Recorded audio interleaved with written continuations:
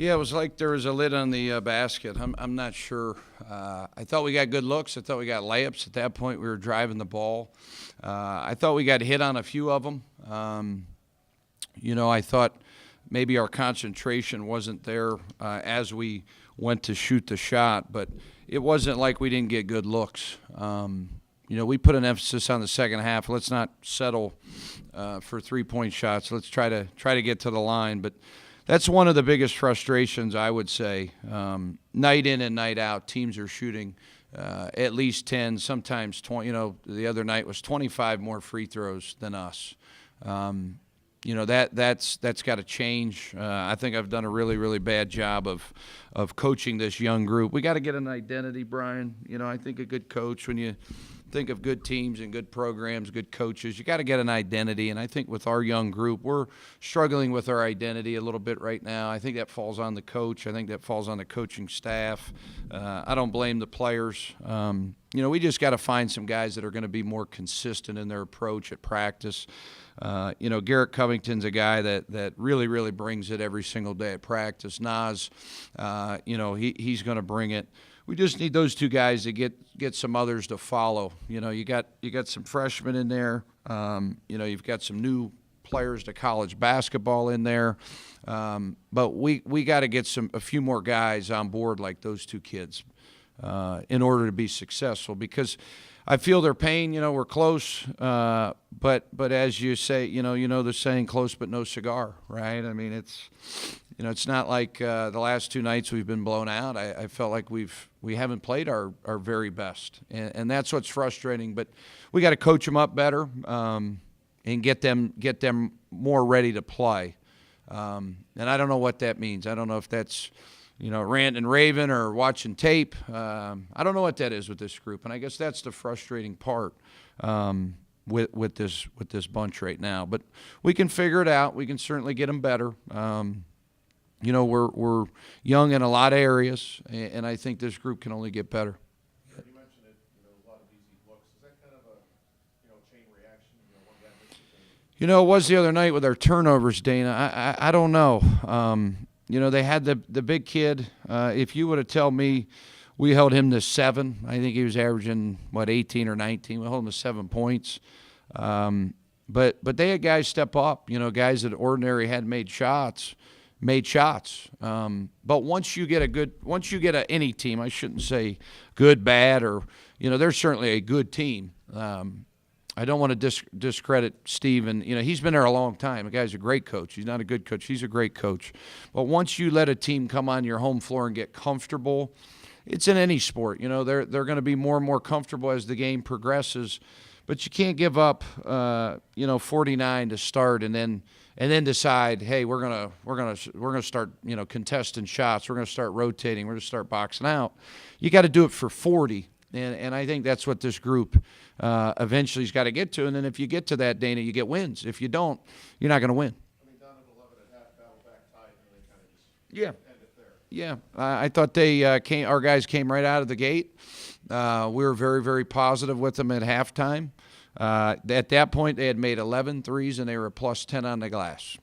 I mean, you would think you'd be down 25. So you're down about 3.5 possessions, and our guys battled back, and then we had some game slippage, and they made plays. Their guys made plays when they needed to, and you can't go in a second half when you've battled back and not score for 6.5 minutes. You just can't do it. You're not going to win. You've gone through halves and games where you have teams shooting over 50%, close to 60%, and you got to shoot a lot of threes. Haven't had a whole lot of success with it. Do you find yourself kind of reevaluating how you're running the team right now? Yeah, I mean that's what coaching is. You got to make adjustments. You got to adapt. You certainly got to recruit to your system. I think that's the biggest thing that you have to do. But when shots aren't falling, Brian, you have to guard. But you have to have the ability to drive the basketball to the rim. Right now, we're really struggling in that department with so many young guys and new guys on the floor. You're seeing a lot of teams that we have played this year with veteran guards that can get downhill. If you're not making shots, you got to drive the basketball. It's something we've worked on. We worked on passing the last 2 days. But I think you're absolutely right. I think you're onto something. You can't go in every game and look and have that team shoot 10 to 15, 25 extra free throws than you.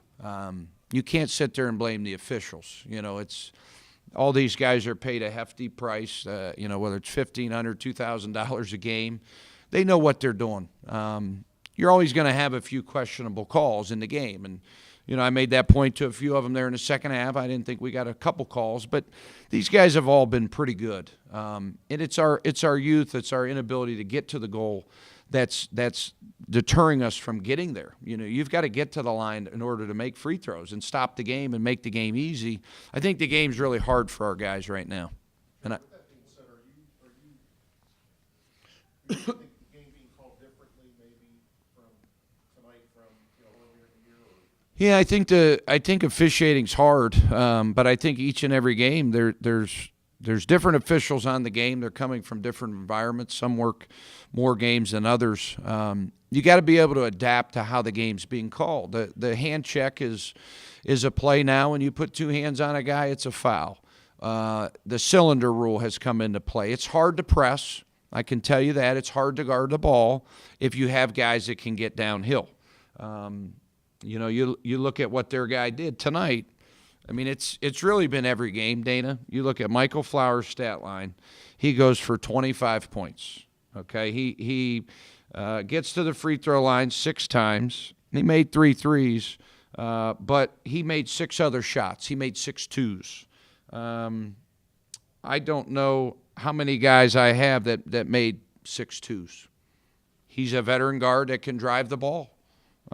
Those are hard to find, and I think as Darius gets a little bit older, I think some of those kids, they'll get more comfortable doing it. When you take a bump, you got to get downhill.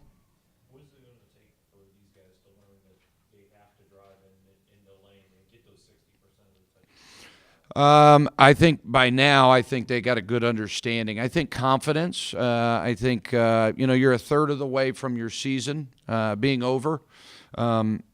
We've really harped on that. When we get an offensive rebound, we shoot a lot of threes. Those are good threes. We took 9 bad shots in the first half. We chart, good shot, bad shot, great shot. We took 9 bad ones. We haven't had that. We didn't have that problem against Central Michigan. You take 9 bad shots, that's not good. That you got to clean that up. So instead of taking a bad shot, drive the basketball. I think at one point, and it was definitely against the first half, you had your bench outscoring your starting 5. Does that bother you? I'm going to answer it in a positive because my style has always been to play a lot of guys. And there's going to be points in your season, Brian, you're going to have your bench guys ready to play. If you're going to play 31 games and injuries and foul trouble and those sorts of things. So, no, I don't think it's bothersome. I think it's some guys on the bench who are ready to go. Antoine Maxwell's a guy that we got to get going. He's a 4-year guy. He's a kid that was at Division I, then went JUCO. Now he's here. We got to get him going. You can't win without some veteran guys out there, and he's a veteran guy that's got to play well.